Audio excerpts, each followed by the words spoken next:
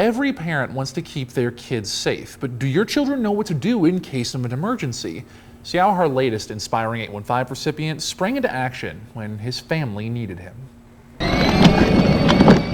Kamdyn is always on the move, whether it's on his four-wheeler or the swings, but this 5-year-old's manic energy is put to good use, helping his mom, Mickley. He helps me a lot with everything, and he just makes me feel better about stuff I have going on myself. Being a single mom is an around-the-clock job for Marissa.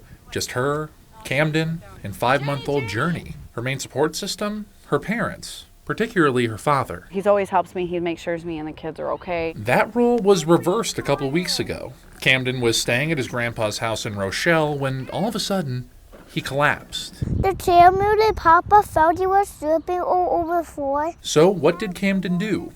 He grabbed Grandpa's phone, FaceTimed Mom, and told her something was wrong. And I told Mommy to call Amber, and Amber called the ambulance. When I first got on scene, I went and knocked on the door, and I was greeted with a young child. He directed me to where Grandpa was inside the residence, and I found him laying on the ground.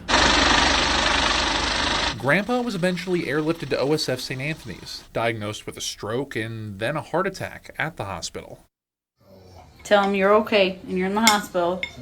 I'm okay. I'm in rehab now. Grandpa is alive and recovering, thanks to Kamdyn's quick thinking. A message to all parents to prepare their kids to handle an emergency. They need to know who to contact in an emergency. They need to know what constitutes an emergency as well. I did get him a cheap phone now. Just because if he's here and something happens to my dad's phone, he can contact me from his if something ever happens. Kamdyn Mickley, inspiring 815 by doing everything he can to protect the people he loves. For your 13 Weather Authority, Evan Leake, 13 News.